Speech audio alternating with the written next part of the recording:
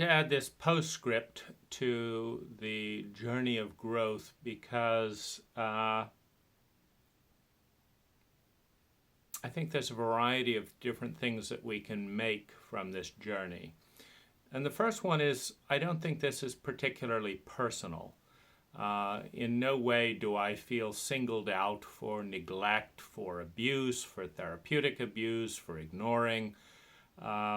It's certainly the case that the degree of abuse suffered in childhood has resulted in a certain amount of Asperger's-like tendencies, which in turn exact a social price, since we are a culture that shames and marginalizes minorities.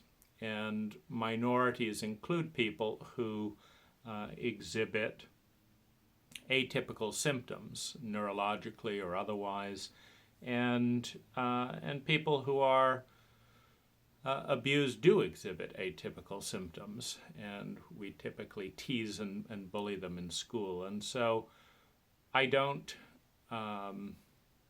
feel singled out in any other way other than to acknowledge that in some ways I am awkward within a culture that has largely dissociated from me in terms of it's a vicious cycle that we traumatize children in childhood.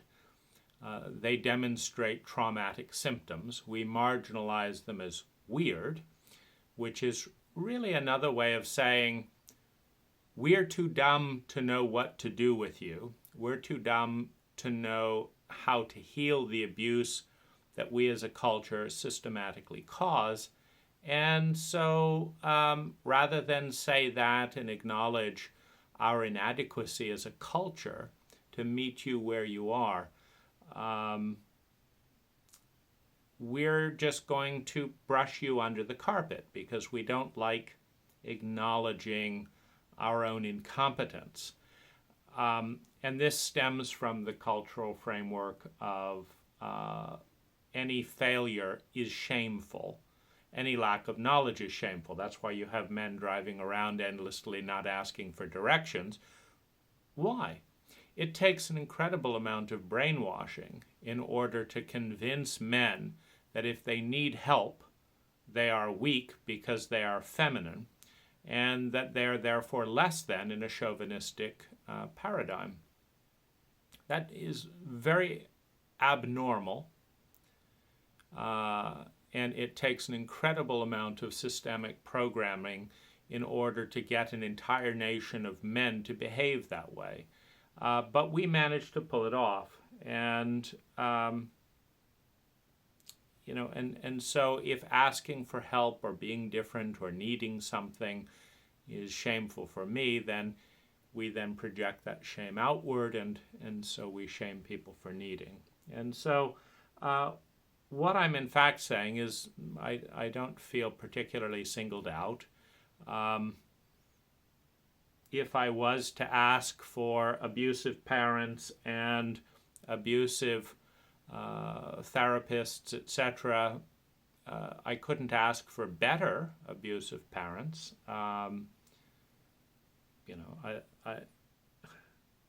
From what I've read, the range of abuse in our culture goes up to, easily 10 times what I've suffered.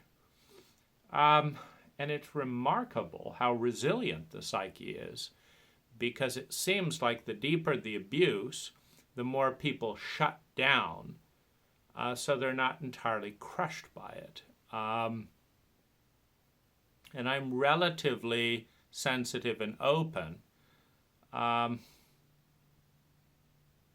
which may mean that a smaller amount of abuse affected me much deeper than if I was just totally shut down.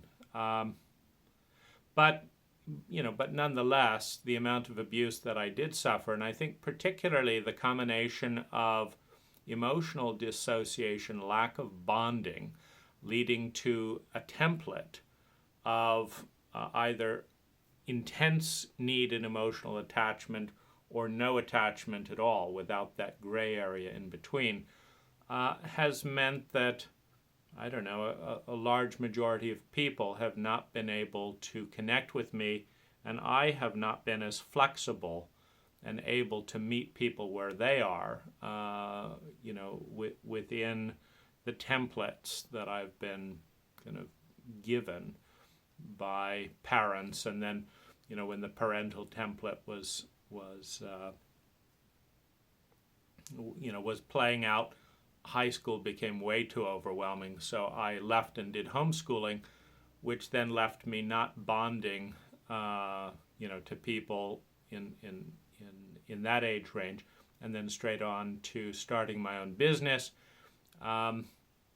which, it's what it is. But my practice with relating to people has mostly been in a family where the number one rule was thou shalt not feel and express an intense emotion. And since we were all sensitives, we all violated the rule, and were systemically humiliated and at times beaten by my father, until we shut down to varying degrees, and I lost emotional affect. I often talk in a way that feels controlled even to me, and it's very difficult to get spontaneous emotion through that gridlock of shame that's been imposed through the repeated humiliation with my father and the repeated shame of isolation, emotional isolation culturally. So what I am in fact saying is that we are systemically a traumatizing, dissociative, sociopathic culture that takes a large percentage of our young people and puts them through a series of hurdles that vastly sever and discard large regions of the psyche, leaving a less stable, a less integrated, a less healthy, and a less energized individual, lacking in empathy, and with little emotional and relational training, who we then thrust out into the world under greater and greater scrutiny for doing it wrong, being a bad person, being unlovable, being a jerk, being a creep, being whatever it is, and that this is a very traumatic emotional environment. And that this is not particularly personal. In other words, the abuses and negations by Peter Sandhill and the Human Awareness Institute facilitators, not particularly unexpected or uncommon in our culture. Our president is, significantly more so, and and at some point we need to deal with the fact that this is who we are as a culture. It's not personal. And it doesn't say that much about the innate goodness or lack of goodness of humanity as a species, but rather who we become in a cultural protocol such as this. Now, the next question and thing to look at is kind of how to relate to this. Meaning there were just a few things in the entire list of healing protocols that didn't have, a positive and negative. I think I forgot to mention massage as, a generally very positive thing. Although, it's a little bit rough finding the 1 in 20 person who is happy to be coached, is happy to learn how to massage in a way that is healing, and then is happy to support and nurture the emotional sensitivity that emerges in that container. And, but a lot of them, there's this benefit, awakening to my feminine side under the influence of high doses of pushed psychedelics, followed by an immediate violation, and then series of escalating violations until that became PTSD. Is that what's the attitude to take towards this level of systemic cultural incompetence that extends into the professional fields that have as their mission a supposed competence of being able to remedy the abuses in childhood and family, but in fact deepen, amplify, don't grasp them, et cetera, et cetera. I think therapy in its present state is a mixed bag, particularly when it comes to traumatic shame. And one of the greatest forms of shame of all is the following.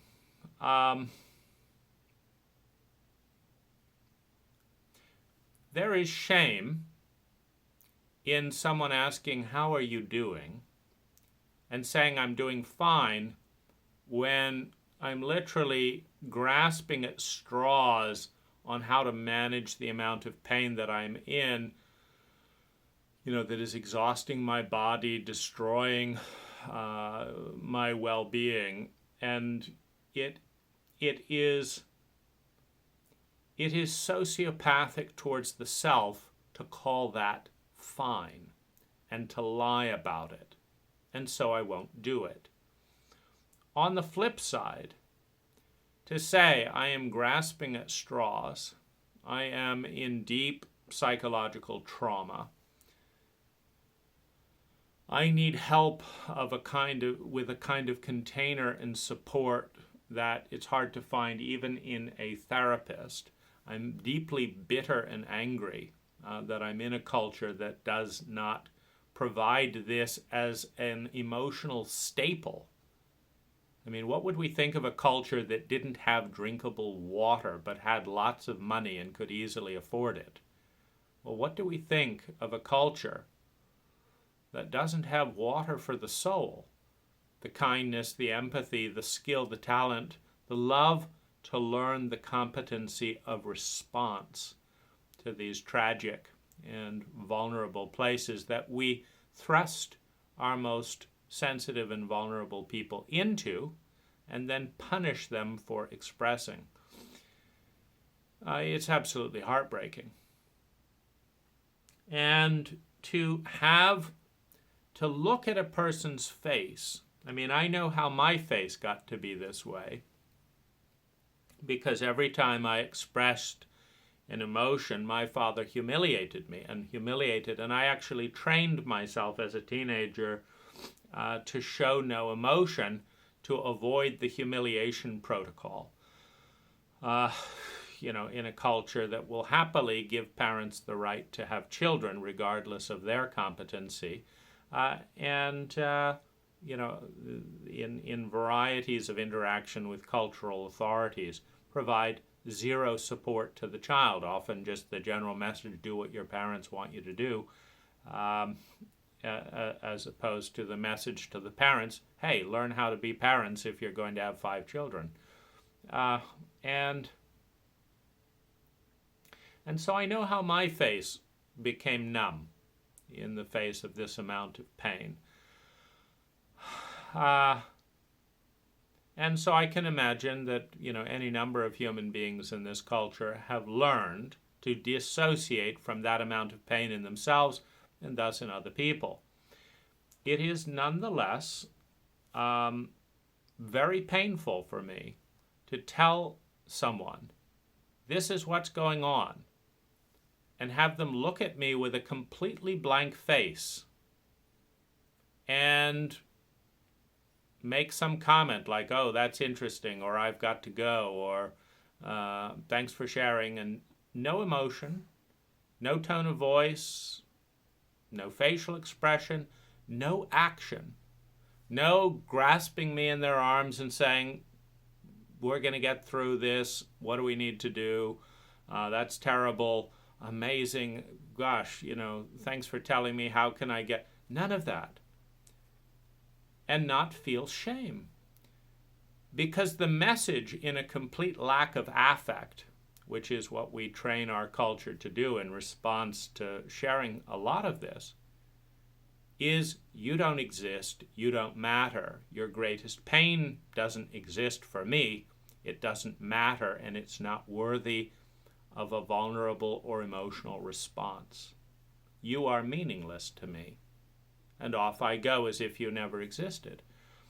And so to share that and get that message back repeatedly from all sides is a very deep shame and a deep wound to overcome. And it is not my wound. It is in terms of my own face, but it is not my wound that everyone else is stuck in that framework of pathological dissociation. Because none of us were born that way. We were all born very empathic, very sensitive, very attuning, very emotional, very spontaneous, very expressive, very affectionate, very facially expressive, tonally expressive. In other words, a healthy 5-year-old could do a better job of responding than the average 50-year-old in the United States. And it's not because the 5-year-old learned that from our culture. The 5-year-old had that at birth, still had some of it at 5 years old, and by the time they're 50, it has been bludgeoned and beaten out of so many people that it's barely there at all. And in some we do a better job than others. It's been pointed out that the medical profession is among the most sick demographic in our population. 50% of all Western doctors are addicted to painkillers and similar drugs that they have access to, for example.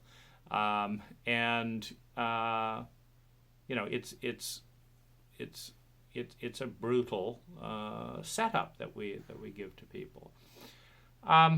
So I'm saying that there is a profound, tragic, emotional and psychological and traumatic illiteracy in our culture that is intergenerational and that is and will continue unless a committed group of individuals decide to provide the momentum in the mass to shift the pattern, one.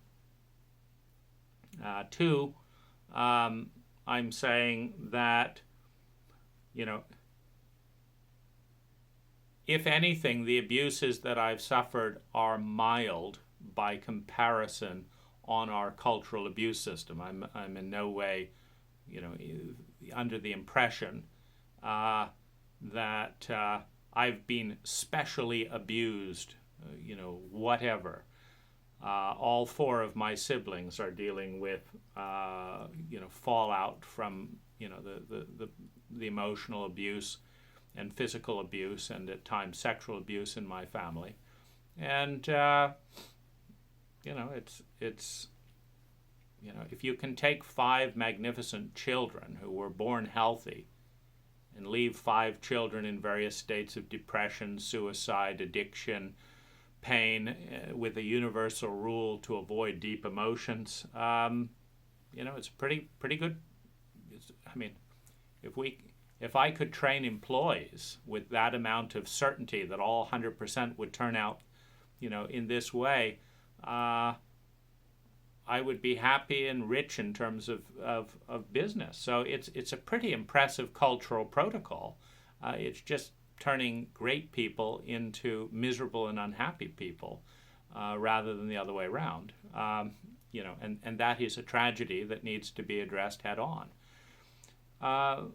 And then the question comes, what's the attitude towards all these people? So Steve Orsery, who does healing work, I tell him about my traumatic symptoms. He doesn't apparently know what trauma is, when I bring him in and confront him after all this goes down, and I learn from a stranger in a cafe what none of my therapists taught me. This is what trauma is, and you have the symptoms, and blah, blah, blah. So I got that from books. And $150,000 of therapy with 40 practitioners didn't reveal that.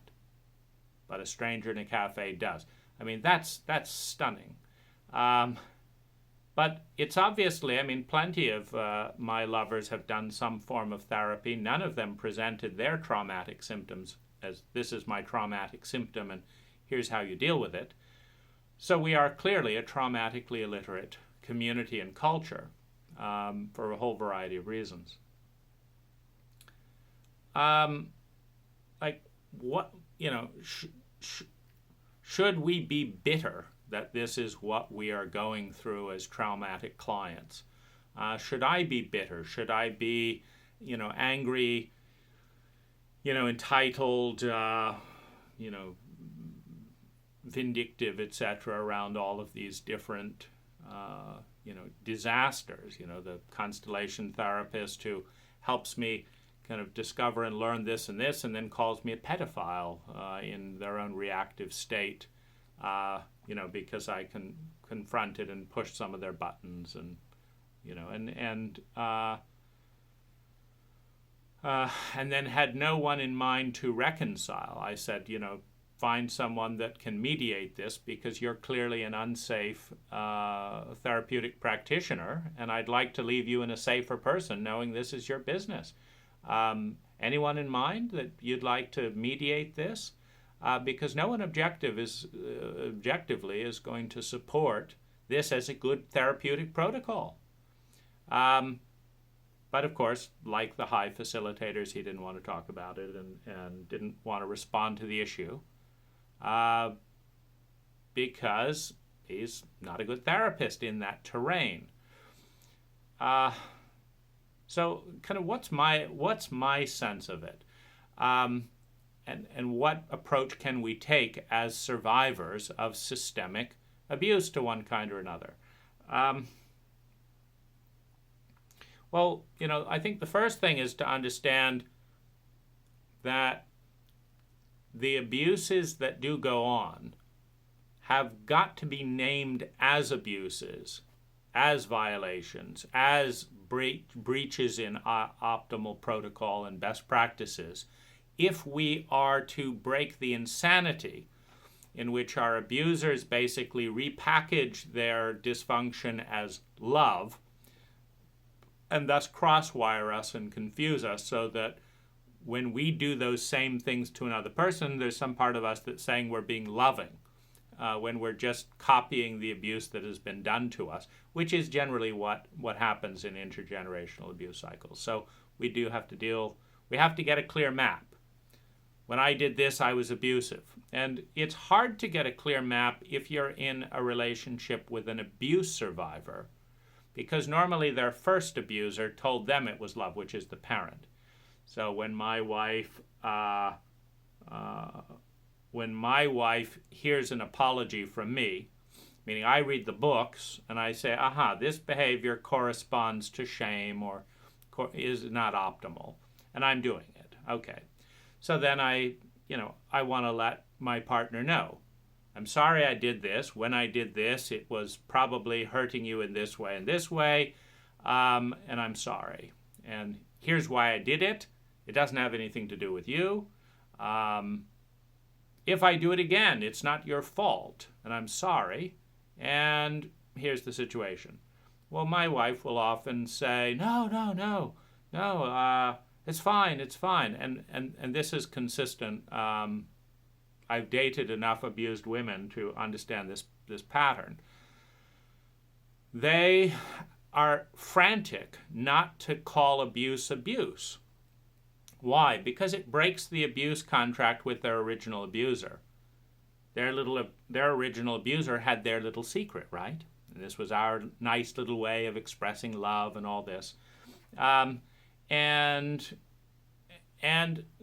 usually that contract was not signed under benign optimal conditions.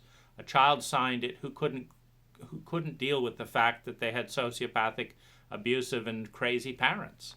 It's too scary to relate to that. So they instead were happy to call all that abuse love, because then they could say, I have loving parents. I don't have crazy sociopathic parents.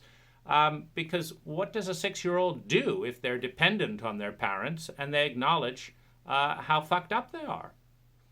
They basically have to hope they're not going to die and have their whole life ruined. If they can just recall it love, which the abuser appreciates immensely, then, maybe they can survive. And so, the biggest arguments that I have with abuse survivors are when I apologize or suggest that something I'm doing isn't okay, and they say it's fine, and I say it's not fine, that they say it's fine, because there's a tendency among abuse survivors that have active abuse contracts out with the original abuser that are unconscious. There is a tendency for the abuse survivor to encourage and reward the abuse that is part of the contract, and to push away healthy love. Well, I want to be healthily loving, and I don't want to be an abuser. So if someone is actively rewarding me for abusing them and pushing away healthy love, if I want a relationship with that person, I've got a problem. Because they can train me through kind of repeated brainwashing and, this reward thing, which when you are in a hurry and you get in, in the relationship kind of becomes normal. When you're first in a relationship, you notice all these things, but, after a year, you're just doing things very instinctively. Well, if they're constantly, training me to abuse them and fighting me for treating them well, I'm going to treat them badly after a while. And I don't want that.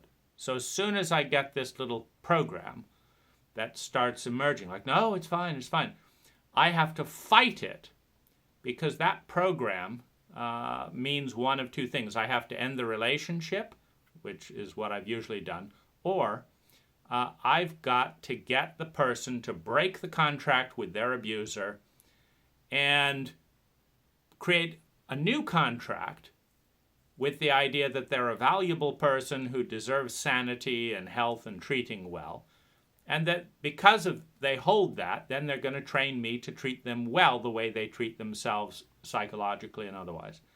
And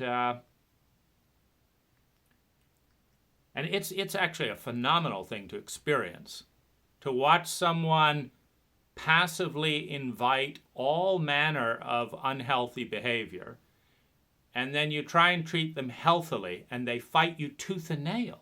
It's like, this is backwards. It should be the other way around. Particularly with submissive trainers of abuse, that oh, whatever you want. When it's very odd. It's very puzzling. And of course, it would be nice if schools that taught healthy relationships, brought this into focus, because what good is training if you complete the training and then find yourself in all kinds of unnamed, unconscious terrains that nobody has said a word about, and so you're not very conscious of them, and how do you navigate them? So that's that. And then so that's so that's anyway. That's a whole side tangent. How do I respond to this? Well, of course, I'm not happy that I've tried 40 times with therapists and more than 100 times with women, and attended over 100 high events, and written 4 books going deeply into relationships, and journaled the heck out of it, and led workshops in terms of groups at my house, etc. I created the Marin Healthy Relationship Practice Group, and I've done all of that in multiple countries, with the goal of figuring this stuff out so that I wouldn't be hurting people and they wouldn't be hurting me. And, and to have such a dismal result, which can't really be talked about because therapists don't like to, acknowledge dismal results. So they generally kind of shift it back towards me, the client, is my observation of the pattern. So it's a dismal outcome. What do we make of it? Well, I would say that let's say 70% of it, I would say, is cultural design. We have a design that is designed to produce this outcome and will continue to produce this outcome. No matter how beautiful the person at birth, we will take 70% of those individuals and turn them into bitter, depressed, lonely, dissociative, fragmented, traumatized, self-destructive, and narcissistic individuals to one degree or another, and then unleash them on each other with all in great need of something, and so they can't meet, there's no kind of beneficent adult in that mix to say, oh, you're emotionally deprived, you're addicted, you're in spiritual pain, let me teach you, because they're in the same place. And because we're all configured a little different, we're all trying to kind of extract what we didn't get from parents and culture. And this will continue as long as we have a culture of this nature. The obvious choice comes then to invent a new culture, and I've put in a lot of energy in that, because it turns out that the optimal culture is about 140 people. More than that, you start losing intimacy, and that is enough within our current framework of technology to have a very cohesive and sustainable group. So, all you need is 140 people that want to create a conscious culture that is easily 7 to 20 times better than the current culture in terms of energy it takes to create units of sustainable well-being. And we can do that 140 people at a time, understanding that our culture will gang up to stop it. Housing regulations. Oh, you can't be living together like that. Why? Well, you just can't. It's the law, and this isn't and how you can't do this. So, the cultures hate variation, and they hate minorities. They hate dissent. They hate diversity. They hate them because cults are ultimately about maintaining a status quo regardless of how toxic it is. And that's what traumatized people like, is they like something certain as a norm, and then they like to do it because because it's normal, because they do it, and everyone does it, and that's it. There's not that much thought into it. It's just, let's all do it because everyone else is. And it is absolutely bizarre to watch parents give their children over to this sociopathic protocol, which begins with school for the most part, or being at home. I don't think I could stomach it. It just seems too cruel to send a child off into that. But that's the obvious solution, is to create a culture, and so I'm working on that. And there should be lots of cultures, and they need to be data-based. How many rapes in your cultures per 1,000 days? How many traumas in your culture per 1,000 days per capita? How much depression? That will tell you how good the cultural design is. It's not saying anything about the people. People are basically good and come in with the hardware to have exceptionally miserable to exceptionally positive, constructive lives. And the software run by the cult determines 80% of which way that goes. And it doesn't mean that you and I as an individual can't be an anomaly and live a transcendent life, and I'm doing my best to do that within this cult. But just because a small minority of 2% of the population is going to do that, does not mean that that's, hooray, a success. 2% of the people have thrown out the culture and privately transformed themselves into decent, conscious, loving human beings despite all the odds stacked against them. Hooray. We should be having a cult that takes 80 to 90% of the population and creates a sustainable and efficient path to 7 out of 10 well-being and up. That's kind of the volatility for 90% of the people is are you a 7, an 8, a 9, or a 10 in happiness and well-being and growth and meaning and, in the full dimension of the psyche. That's decent design. It can still be improved on and, gotten up to an 8 maybe as the kind of status quo.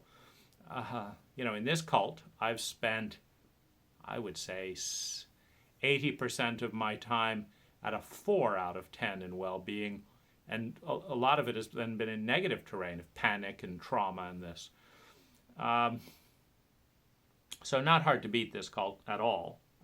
But cults don't encourage thinking and examination. That's the first cult taboo at all. Don't think, just do what everyone else does. Then I would say, I look at this and I think, well, what if I hadn't hired Peter Sandhill to deal with this and, awaken my feminine and then had it violated? Would I be better off? And probably yes. Can I do something good with it? Can I turn, all this sourness and pain? Yeah, I can learn from it. Pain is a great teacher. Or the constellation therapy. Would I be better off? It's hard to say. I think that the right attitude is to look at the reality that we don't know what we're doing. It's not particularly personal. That in such ignorance and unconsciousness, pain is inevitable. You cannot engage with this culture in a conscious way where you're aware of your full self.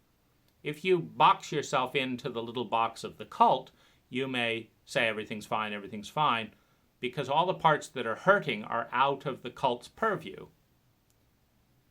For example, if you're a man and you're told that you're interested in sex, like I've been told dozens of times by women that all I'm interested in as a man is sex. So everything I say and do, they interpret as I'm trying to have sex with them, which is very irritating when I don't have the slightest bit interest. And it's somewhat irritating when I would like to have sex and I'd like the sex to be mental, emotional, physical, spiritual, win-win sex, which shouldn't be something that anyone's paranoid to avoid. Oh my gosh, this person is trying to love me on all levels. Oh, give me a break. Who has taught you that being loved is such a terrible thing? Well, of course, the abusers. All those parental beatings and this that was for your good and because we loved you. Well, love becomes a very scary thing when you call abuse love. But love itself is never scary. In other words, everyone that is scared of love, which is most of our population, is not scared of love. They're scared of the dysfunctional and abusive behavior that's been relabeled by people who don't know how to love as love because nobody loved them. And that's the meme that got passed down. And this is a disaster when you ask someone, do you want to have a peak experience? And they get scared because peak experience has been co-opted to mean some traumatic event. Love has been cooperated to mean some suffocating thing because, every time someone falls in love, they become highly possessive and this and that and the other, and that's what they hate. And that's not love. Is someone helping you survive? Feel secure in that survival? have a sense of love and belonging and acceptance, supporting your sense of self-esteem, helping you develop your very best gifts to become your best self, to become very prosperous, engaging and sharing those gifts with the community, and becoming so happy and abundant with all that that you then transcend your myopic self-focus to focus on the larger world and community. If someone's helping you do that, they're being loving. If they're not helping you do that, they're not being loving, regardless of how much they say they love you as they try and get you to ruin your job and do this to do what they want you to do. But we don't even have a cogent definition of what love is, so why would they possibly have one when we don't even bother to teach that in school? So, so that's that. The way I look at it is this dysfunctional aspect and ignorance is not personal, which means that anyone who wants to grow in this culture is going to face stupidity, ignorance, trauma, abuse, shame, craziness, etc. They're going to face that in healers, in therapists, in school, in parents, in lovers, because it's all around us. Because that's what a shadow-averse, shame-based, emotionally illiterate cult creates. And, you can die, curl up and die. That's one option. That's always been appealing to some part of me. Just get out of here. You can learn about it and speak and advocate about it, and that's really, you can blame and criticize everyone else, which, is mildly satisfying rather than, just feel invisible, helpless, and small. However, I think that the correct attitude that that I lean towards after I get whatever pain out of my system is, 1, there's a lot of pain in my cult. 2, understand why it's been created. 3, feel how painful it is that it's being shared around. And then 4, figure out what I can learn from it, what I can do about it, and how I can participate in creating a better cult. Because if, as a child and as a grown-up, I'm wondering, why did no one care about me and themselves and their children and this, why did no one care enough to develop a better cult? I mean, who needs algebra? Given an intelligent response, even a 10-year-old, if you ask a 10-year-old, how much are you happy learning algebra? How much do you think you're going to use algebra as a grown-up? Are you excited? Are you applying algebra in your daily life? Is algebra improving your parents' happiness? Is algebra going to make you a lot of money? How many people do you know in your whole life that's making a lot of money from algebra? Just some basic common sense questions. And then you say, do you think that making friends would help you? Are you excited about having friends? Are you do you know anyone who feels happy when they have a good friend? Do you think that having good friends would help you make a lot of money? Do you think that knowing, a 10-year-old is smart enough to say, yeah, I think we should learn friendship rather than algebra. Okay, well, now that we've established what intelligent people who care about each other would study, we're going to ignore it and do the exact opposite. You're not going to learn a single hour about friendship, and you're going to learn hundreds of hours about algebra. Now, how's that for stupidity? Well, I mean, that's just one example. And and so this is painful. It's dysfunctional. But I wonder, what were the grown-ups thinking? I hesitate to say adults, by prescribing this level of stupidity to me and my siblings. What were they thinking? Were they thinking? Did they give a damn? Did they know how to think? I don't know, but it doesn't feel like anyone's paying attention. And so that feels shitty. It feels confusing. It feels lonely. All alone here, nobody paying attention, people just saying go to school and learn a bunch of shit that's going to be completely useless. It just feels lonely. So how's the next person going to feel if I take the same approach? Yes, I understand it's a fucked up education, but I'm not going to do anything about it. So how are they going to feel if they hear all this from a grown-up? See, no grown-up ever told me this, which is why I felt confused about grown-ups. Why was I thinking more than they are? That's discouraging. And it's encouraging too, because, if I realize that I'm thinking a lot more than the grown-ups around me, which I realized by age 14, I'm not going to pay as much attention to them, and I'll pay more attention to my own thoughts. But I don't want the next generation to say, why did this whole generation just fuck them over by knowing that the education system is atrocious, by knowing that the parental system is atrocious, by knowing that the cult is a lie, that making lots of money and buying lots of things is in no way going to bring vast amounts of sustainable joy and happiness, or sustainable marriages, or sustainable anything. It's just going to satisfy the cult dogma that you should make and buy a lot of things.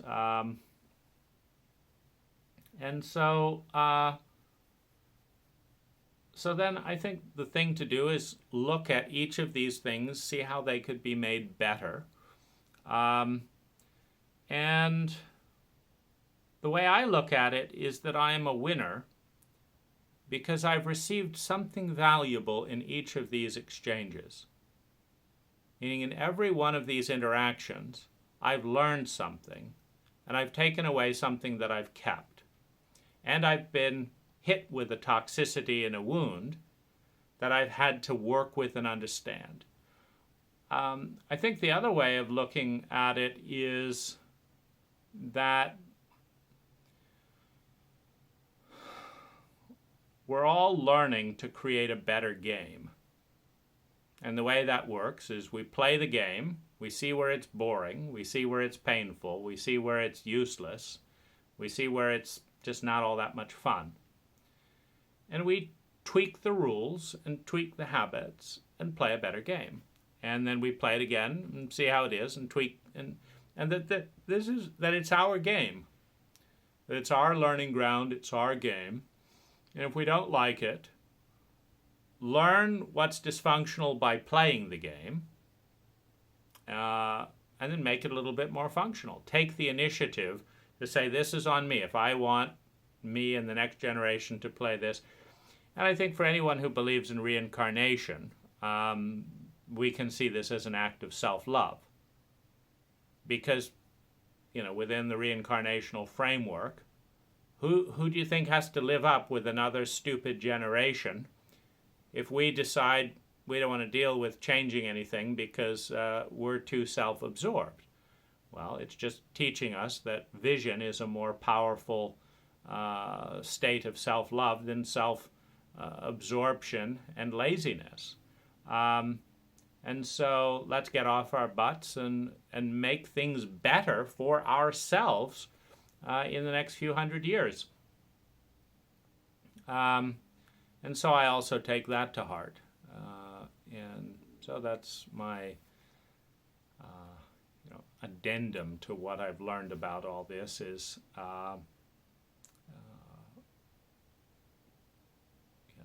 the more we see something we don't like, the more we can participate in changing it.